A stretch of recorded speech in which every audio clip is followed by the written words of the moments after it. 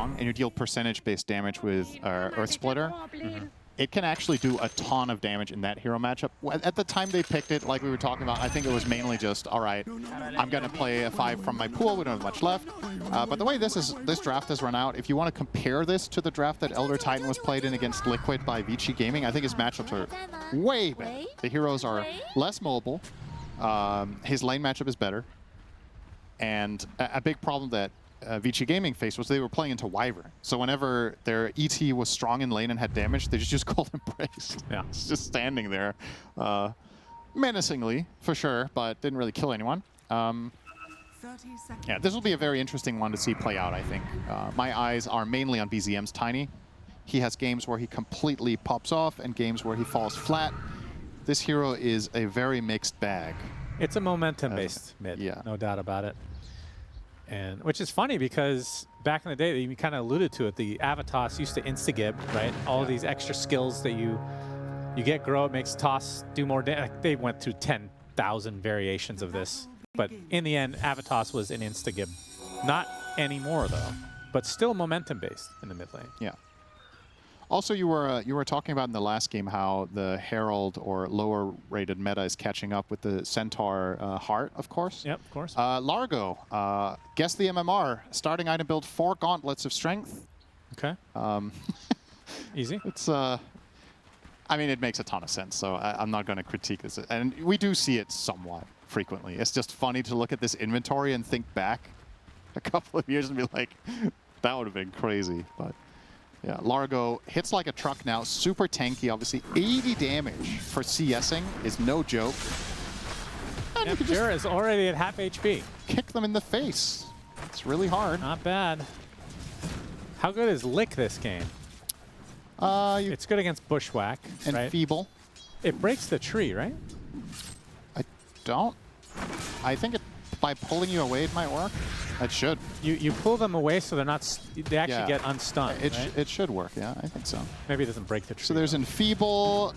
What else is there? Infernal Blade. You can take off Kez's dot, which is huge, right? Being able to dispel that. Yeah. Kazurai Katana, I believe is called. Save very close to being pops the clipped. Fairy Fire to survive. Miero was working on Pure in the meantime. He has a skill point here on the Largo. Will not go for a Frog Stomp play that might have almost been possible to find a kill. But yeah, Pure just narrowly too short. Oh, bottom however, Kiritich gets killed off first, so Ari with the first blood. And Kataomi able to walk away.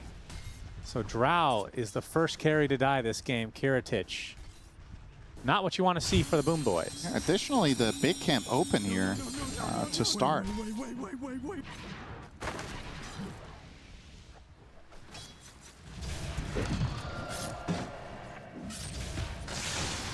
They are really putting the pressure onto Pure here. This lane.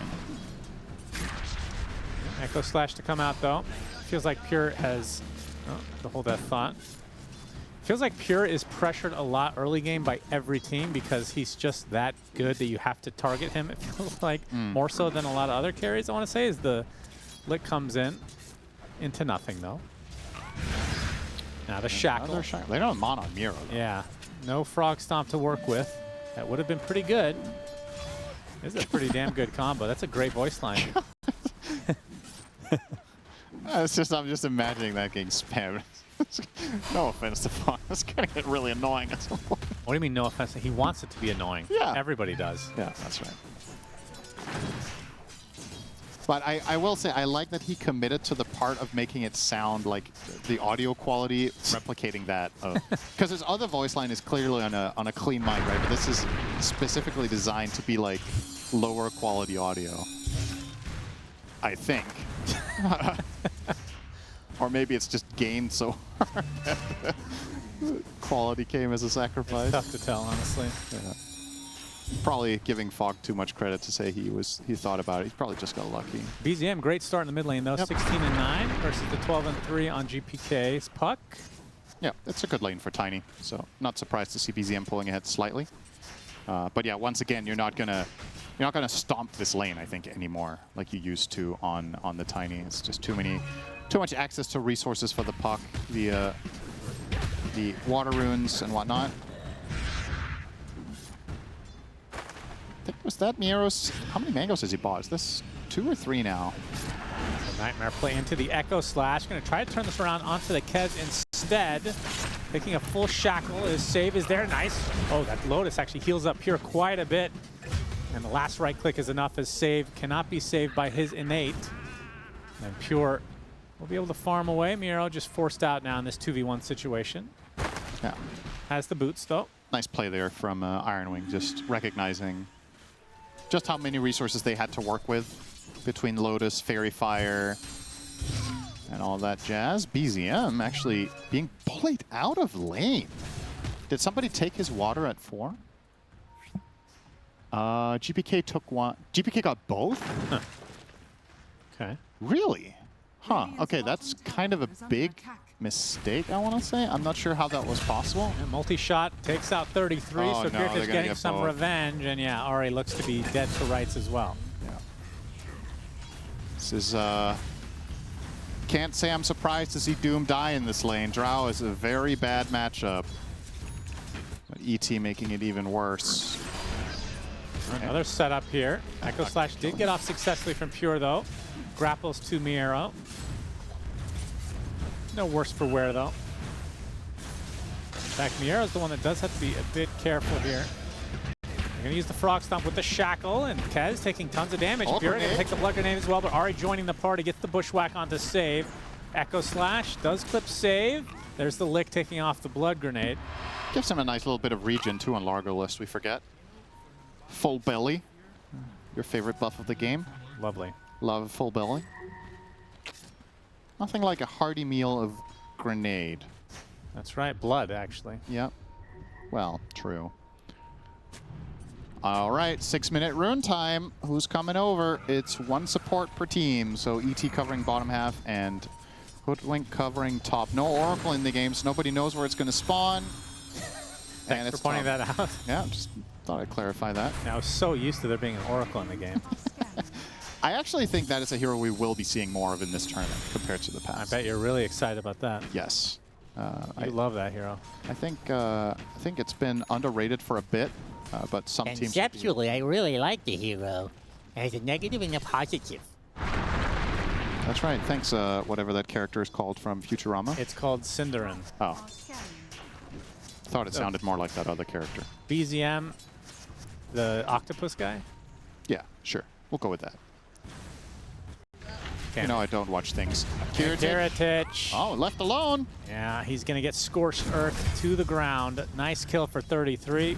Yeah, this is why he's left This alone. is the trade, though. Pure I'll get him. killed off by Miero. So both carries dead on each side of the map. It's one of those situations that's kind of funny where you could just be like, well, Kiritich could just play more defensively on Drow and not get caught while his support is ganking, but if he doesn't show in lane, then Kez knows they're going top.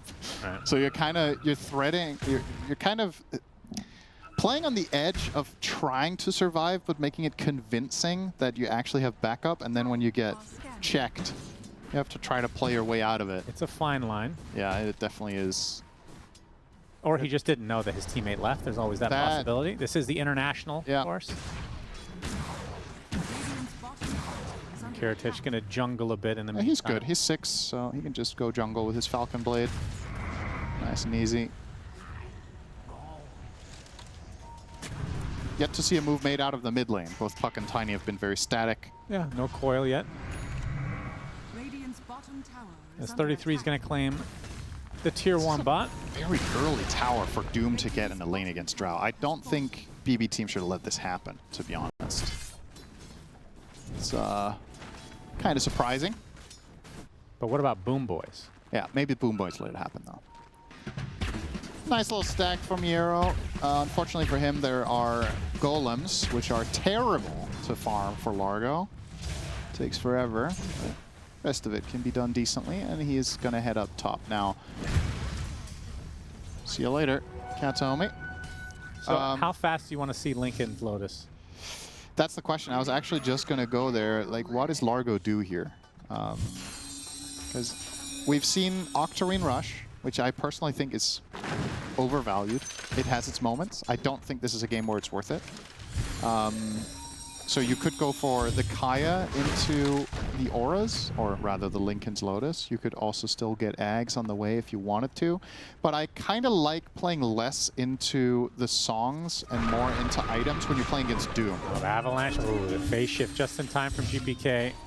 Yeah, I think I kind of like going them earlier than average here instead of playing Ags when you're against the Doom matchup. So how, or like Kaya into? Yeah, maybe something like that. It is the Kaya for now, so. So Kaya, Lotus, and or Lincolns, or both, and then Shard. Yeah, I think so. And then you need BKB. Yeah. Yeah. So it's a really late Ags, if ever. Right. It doesn't... I also don't think you need the damage. You have got Puck mid and a Drow carry. Largo's job in this game is to soak damage and offer protection. And I think that would fit the bill for me. But let's see. Pure. Yeah, the Raptor Dance just clipping the arrow a bit. Oh, we didn't get the Lotus. Oh. Not a lot of damage done in the end. Save. Well, now they know Pure doesn't have Raptor Dance in case they have any plans here, which they do. Yeah, GPK in the nice area ward, as well. though. Gonna spot this movement. And mission failed. Back to look for the rune, but he's too late. And damage rune for BZM. Avalanche. Mostly phase shifted. Whitemon level 6. Save's gonna get nightmared as BZM is going to be set up for a nice toss back. Going to get silenced, and there's the coil onto 3. The TP on the way, though. The shackle from Save going to heal him up to a decent amount, but looks like he's going to fall. Pure joins the party, looking for the Doom. Is 33, but the Echo Stomp holds him in place. As GPK will be able to get out, no problem. Miero not so lucky, though, so 2 dead for BoomBoys. Yeah, and another tower for Iron Wing Singular. That's still a great move. Yeah, you didn't get the puck that you were maybe hoping to Doom there, but it's a clearly successful move. You're going to get another tower. This is so early for this lineup to take this kind of map control. Definitely not something I would have expected entering this, that they would have taken any tower at 10 minutes, but make it the safe lane enemy tower and the mid as the 2 takedowns now. It's going to make the map a lot more difficult to play for Kiritich on the Drow, who's largely going to need to play jungle, but now you can easier push out the wave and access her through smokes, and you can even cross through middle now. Start stealing this as well on BZM. Ironwing looking very comfortable. Whitemon going to find Katomi. Not going to reach, though. It's a fast ET. Oh, he will Not reach. fast enough. Never mind. BZM Bring gets him the in. tree. Takes his time for the Avatos combo. And this is taking a lot more time than he was expecting, I'm sure. But does claim the kill eventually. And he is on a killing streak, Synderen. So good start for BZM. Doom top net worth minute 12 after landing against Drow ET. Well, they knew that 33 was likely going to pick this when they had Largo and let it through in the second phase. They had their own counter ready, but just getting outplayed, really. This is not a draft thing that Doom is at the top of the board in this game. And they're going to use their relative strength right now to invade and look for more pressure, recognizing that BoomBoys' team doesn't really have all that much damage yet. Like, Drow needs to get there. Largo is not a high damage hero at this point in time. So they will be the Find ones. themselves a Largo. Miero, Raptor Net's not quite enough to finish him, but Pure, of course, on the Kez with every mechanic known to man, including a damage over time to get the kill. Yep. This is... Another valuable pickup from Iron Wing. Yeah, this is worrisome. They're going to lose their stack, too. I just don't think they can fight them here. Kez can ever so slowly go to work as long as they reserve their other spells. It's a good Echo Stomp, but no follow-up. Doesn't even have his ult. Because, like, what damage do you really have on the Radiant right now? ET spells are not reliable to land. Both supports are level 5. So it's Puck and a little bit of Largo damage. Oh, they're going to try. Yeah, foil onto 2, but that's a shield rune they had to burn through on the BZM. He's going to walk away as the Bane, perhaps it's enough damage. Finally, GPK gets the kill, but it's going to be at the cost of his life. He gets licked up just in time. There's the Echo Stop. There's the ET ult coming out. Chicken Man is dead. GPK with a double kill, and likely to be a triple as BZM will not be able to get out. So GPK triple kill after all of that. It looks so good for Iron Wing, and their lead evaporates. That got way too fragmented. is that you're looking at the damage numbers here, right? Look at how little Iron Wing managed to do. This was a very long fight, and BoomBoys just got to step by step get to land 2 full volleys of puck spells and get off a multi-shot in the end too. I think it was pretty clear there that BoomBoys' damage is actually very weak and slow, but they managed to find a nice setup where the enemy heroes were a little bit too clumped up. The 3-man coil into silence. A nice pickup for them. As you said, this is a lot of the lead down the drain. Largo still has ways to recover. But the other two are pretty happy. And maybe more importantly than anything, their supports get ultis off of this. Yep. They didn't even have that to work with. Yeah, the ETL wasn't too bad, especially when you're right next to that Roche pit. There's nowhere for them to really dodge it. It was a good timing. Radiant's top tower is under attack. Yeah, 2K lead for Iron Wing, and like you said, versus game number 1, neither team really on any kind of a window that they need to play a little bit more conservative or maybe more aggressive during certain points of the game. In my book, there's like 2 S-tier late game heroes on each team. One team has Kez and Doom, and the other one has Drow and Puck. Like these heroes, even when counter-picked, even in ultra late game situations, they just have this explosiveness and these ridiculous mechanics to them that allow them to win, I would argue, basically any game at 60 minutes. Doom can find some ridiculous AoE Doom on 2 or 3 targets with Refresher and win the fight off of that alone. Kez can press 2 buttons and roll his head across the keyboard and kill 3 heroes. Drow uses a level 25 talent multi-shot and wipes the entire screen. And Puck can, you know, Puck with Octarine. Puck used to be a hero that would fall off in the late game. Now it's one of the best in late game with Octarine and damage items, etc. So I don't think anybody feels stressed about the pacing. How many deaths on GPK this game? I think he'll have 2 or 3 maybe, win or lose. Really? Yeah, he is going to get caught at some point. I think they're going to lose, and he has 0 deaths. Huh. That'll be pretty impressive. We've seen it so many Against times. Doom and Bane, you're probably going to get caught at some point one time. If you're caught in any stun, you can get doomed. If you're caught in, say, a Talon toss as well, you just need that little bit of moment of opportunity for Doom to get it off. He's going Lincolns after the blink. Yeah. Another juicy stack for Pure. Yeah. Raptor Dance. Delicious. I think a really big part of why this hero is as good in pro as it is that Raptor Dance is a 35-second cooldown. That is crazy. Yep. You just take stacks like that, and then you're still ready to fight. You compare that to Earthshaker last game, you're like echoing, and you're just not a hero for 2 minutes. Kez is ready to roll.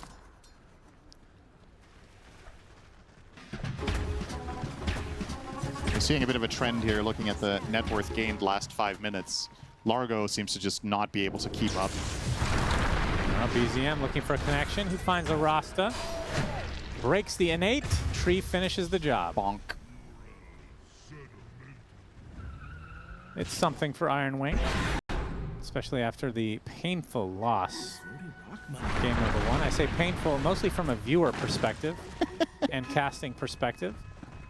There are just games like that sometimes where, I mean, it's just. I mean, what does it feel like with as a player? I'm sure you had a lot of these instances where you know you lost, but you have to wait it out 25, 30, 40 minutes. I mean, you're kind of trying to string together some sort of win condition for yourself. If you genuinely cannot come up with any way of winning the game, you call GG, right? So the reason they didn't quit out was that they were like, okay, when we get this or that, we get one last chance. They played that fight, which was relocating in with a rapier and doing 0 damage and dying. But if it had gone the way they envisioned, maybe that was one chance of like a Hail Mary. And I think you should always play for them, so I don't blame them. But again, the bigger story to me was what happened at minute 25 more so than anything. If they play that game again and then they're in that game state and don't make that mistake, who knows? Maybe they win the game at minute 35. It was a very tempo-heavy lineup. Speaking of tempo, yep, Doom Radiance looking very, very good here. Look at 33's farm. Drums phase Radiance minute 18 when laning against Drow. You don't find this every day. Drow notoriously almost impossible to win lane against. Especially with certain of these like slower melee offlaners such as Doom. Hold it off. 33 finds a way to get farm. Yeah. Whether he wins the lane or not, he'll get farm. Oh, hello. Museum, another tasty treat. This one of the chicken variety, but not the chicken he wants. This is lower quality meat. It's not rooster meat, Cinderin. Okay. You want the rooster this game. What do you mean? You don't know the frog and the rooster story? Oh, I thought you were talking about killing Kez. I was like, he's in his own team. No, you want the frog, Okay. the rooster. Right. You see? Yes, understood. Thank you. BZM with the toss back onto Miero. Already half HP. He's getting deleted from the map. Nice pickoff again from Iron Wing.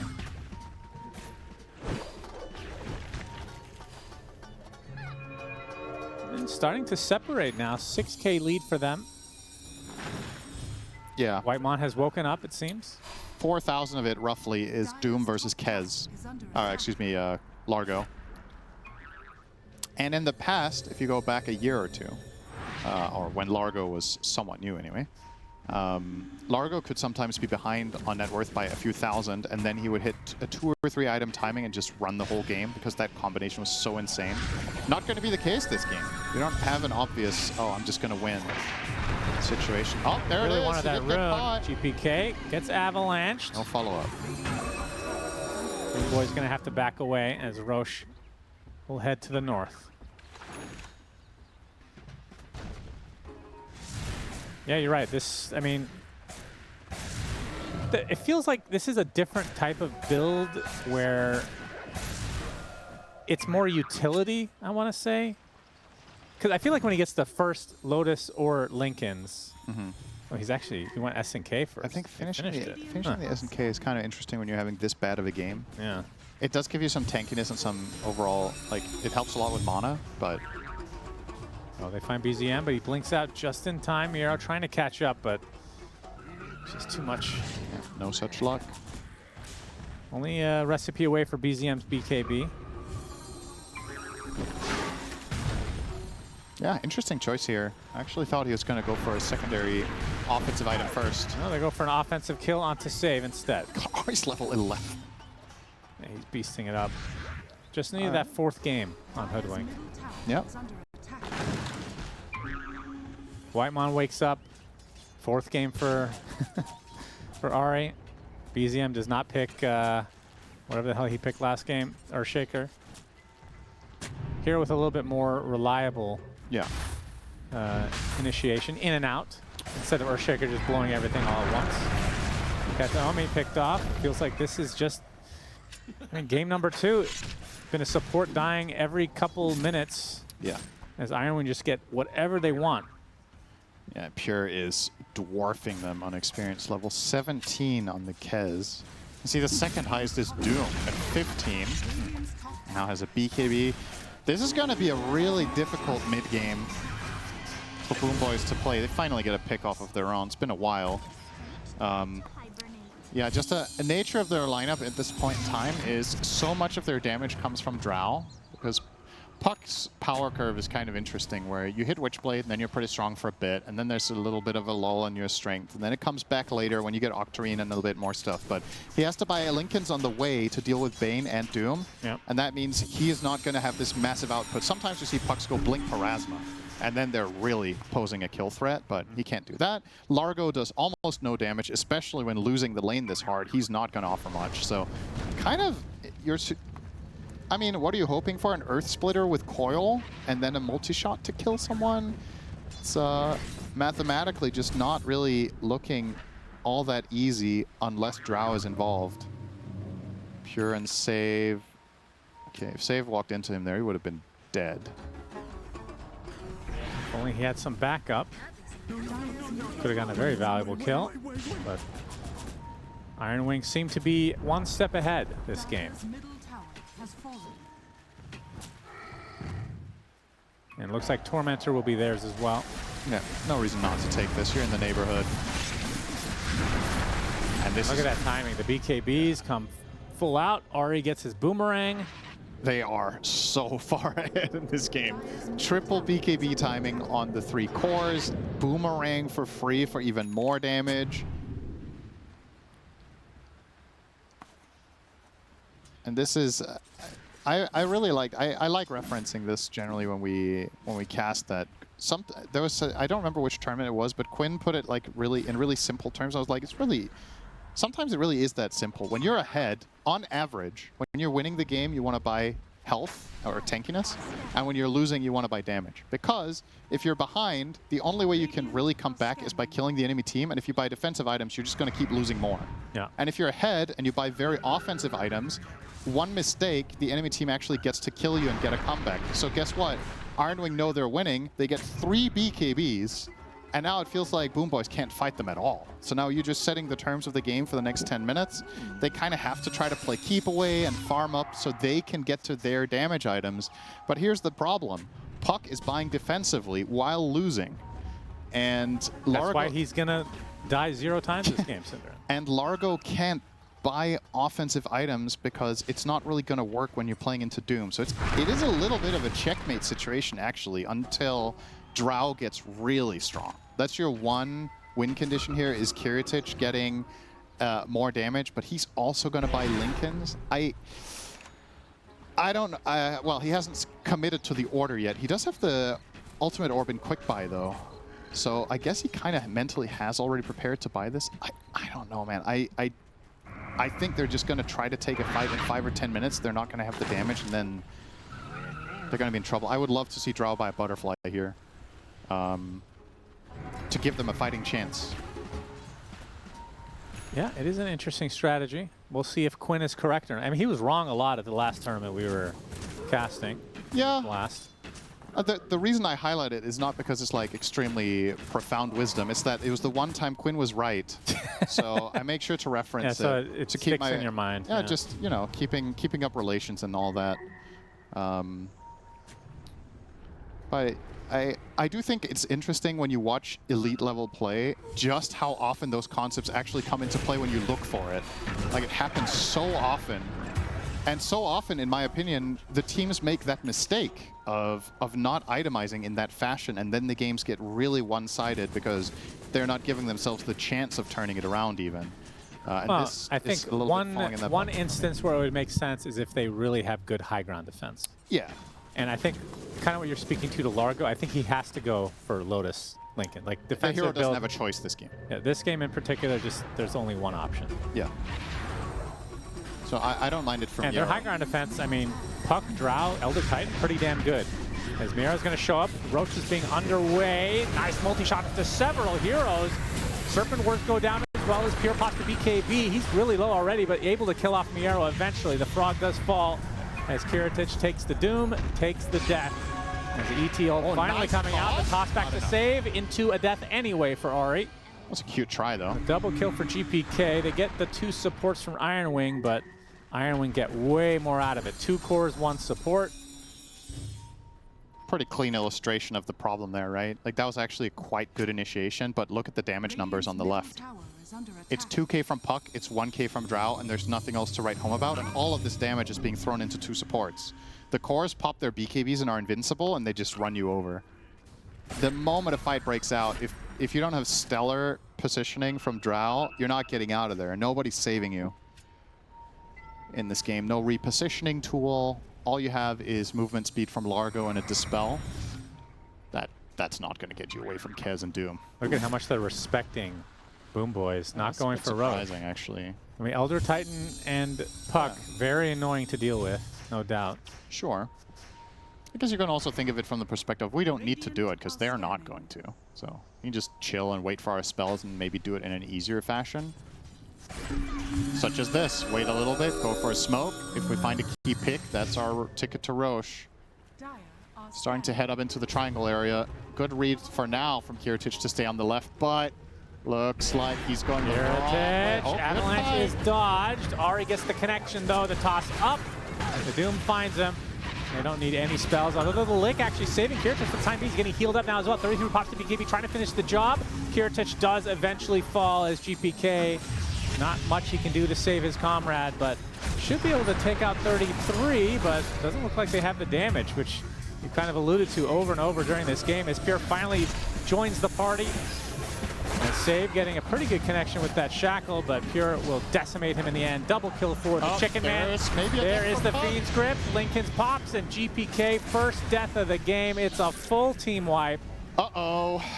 Spaghetti-O. Yep, that's Roche and a tower, you would think.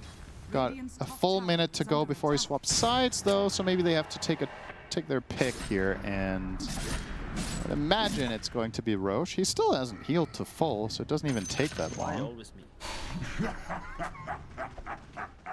yeah, Pure is already on the way over there. Shiva's now on to Tiny. Because obviously, when Shivas worked differently, this was the go-to of BZM, was to go blink Shiva's first 2 items. When it amped differently. But still good. And there will be an Aegis in the hands, or I suppose in the talons, of the Chicken. Chicken strong.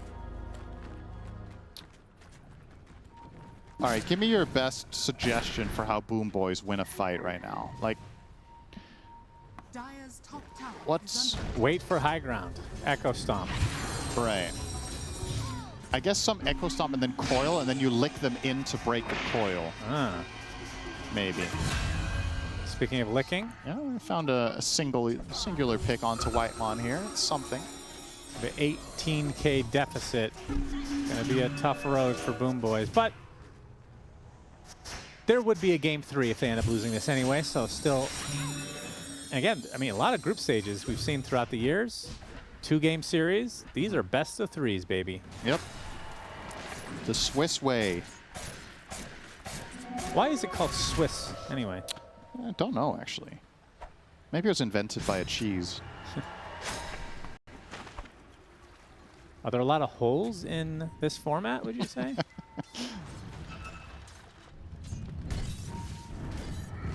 33 is going for Aghanim Scepter, by the way. Yeah. That AoE Doom. That makes his life 10 times easier against Puck. You just doom yourself and blink on top of the Fairy Dragon. And then Hey, so they have 2 Shivas. Yeah. Did you mention that? Nope, but that's fine. Dire's top tower It's not as bad as it used to be. No. That fashion. is under attack. All right, BoomBoys trying to take a tower with the Serpent Wards. 31 minutes in, they've taken 1 tower with Shadow Shaman. Not Yeah, exactly. I mean, why you that's pick the this other hero. thing. Yeah, like they Shadow Shaman, not the most. I mean, wouldn't say he's never picked, but Top tower a little slightly unusual, I would say. And then Elder Titan, very unusual. Have they gotten anything out of these 2 supports, really? Well, what do you think? No. Okay. They're down 18K. Yeah, good question then. GPK. BK. Okay. Oh boy. Avatos onto several heroes. Sharpshooter not going to get a connection here. BZM. Rare roaring to go here. Pure going to pop the Veil. As there's the AoE Doom. Hello. And GPK is going to be the first recipient. It is the reveal. So second death for the Puck is a nice Avatos with the Shivas as BZM going to hold 3 of them close by as the AoE Doom was still going apparently. And 33 gets a triple kill. It's 3-0. Iron Wing rolling away with this. He's beyond godlike on Doom. Why always? I don't know. I don't know if I've ever seen that, at least in this last year when laning against Drow, that Doom goes 10-1. It's quite spectacular. 33 was not happy with game 1, Cinder. Nope. He got to play Centaur, and he got to run around with his Dominator creep and his heart and farm the jungle for 15 or 20 minutes. And then his teammates didn't have damage, so he couldn't do anything. This time, quite the opposite. Quite the opposite. Pure still has 2 minutes on the Aegis. I don't know if we're gonna get barracks with this, but if nothing else, mid tower should just be a complete freebie here. They're not choosing to do it though. A bit surprising given that Puck is dead and everything. Maybe been a little bit more ambitious. But I suppose we're kind of nitpicking now, obviously. More than running the show here in this game. Iron Wing. Man, I can hear Lyrical from here. Yeah. He's a loud mother effer, isn't he? Yep. Calm down, Lyrical. Calm down. It's a 23K lead, Lyrical. What's the deal?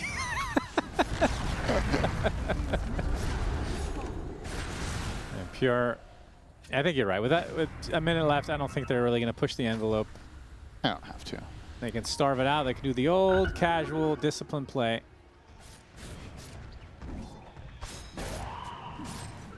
Whose Mystic Staff is that? Is that? Wow. Yeah, okay. Wow. Well, I that's was not another way to expecting- kill Puck, I guess. So he has Blink Hex now. As long as the Lincolns is gone.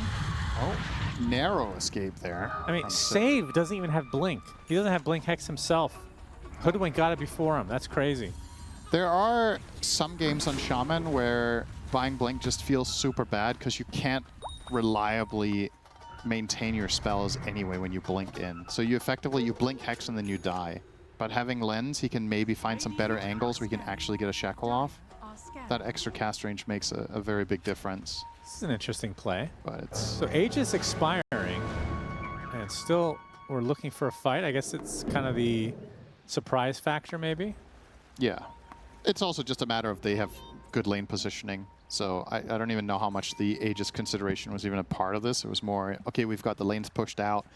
BoomBoys are going to try to move out to find farm. If we can intercept them, we can get some free picks. You absolutely do not need an Aegis whatsoever to win fights outside base. Like, this is...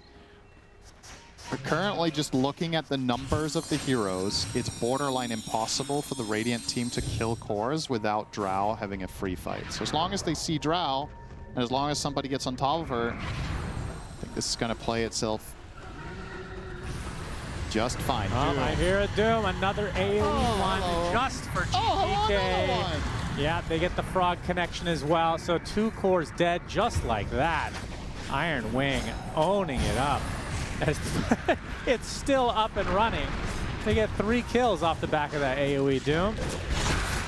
And they're going to find a 4th as well as Iron Wing in incredible position. Hey, those are my 3 deaths on the Puck, Shannon. I think he's dying again. That could happen. I wouldn't blame them for GGing out here, to be honest. Like, this is just a beatdown and a half. Sometimes this just happens. You just got outplayed this game, and you had a lineup where this early mid-game just couldn't afford to happen. This needed to be cleaner.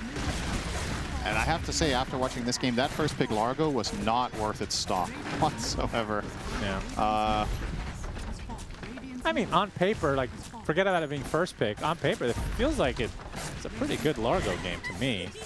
The uneducated mind, of course, just because of the Lotus, Lincoln, Shard possibility. Yeah, when you get there, sure. At the laning stage just wasn't it. So 2 lanes for Iron Wing, and Roche will know in about a minute.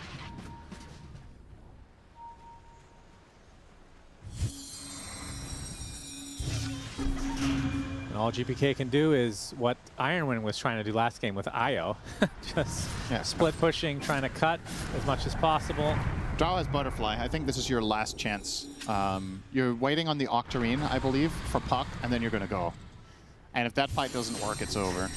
But now you actually have some damage. So when these 2 items come out, it's a massive increase. GPK also gets the Conjurer's Catalyst, which is a very powerful item on a hero like Puck for wiping out waves and just doing extra teamfight damage. How is that fair? How's that balanced? Yeah, that's right.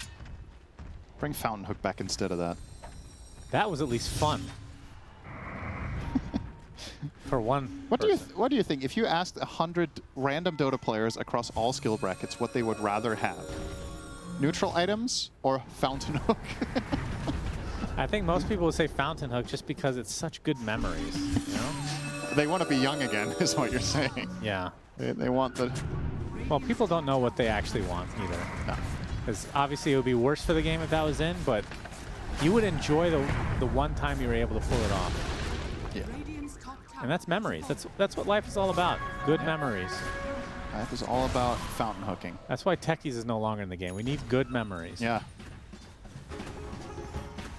Remember when I was casting TI4 All-Star match?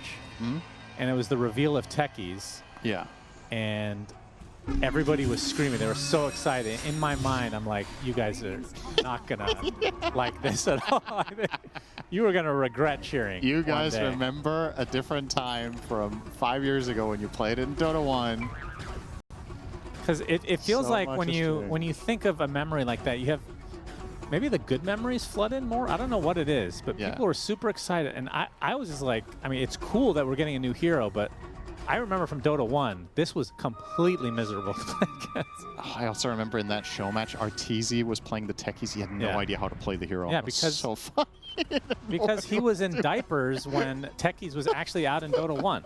He was so clueless. They put it on him because he was like a superstar, right? And Yeah. It just made the hero look trash. Just fed relentlessly. Yeah, it was great. I still remember like the camera shots of him when he's casting his spells. He's just like, what just happened?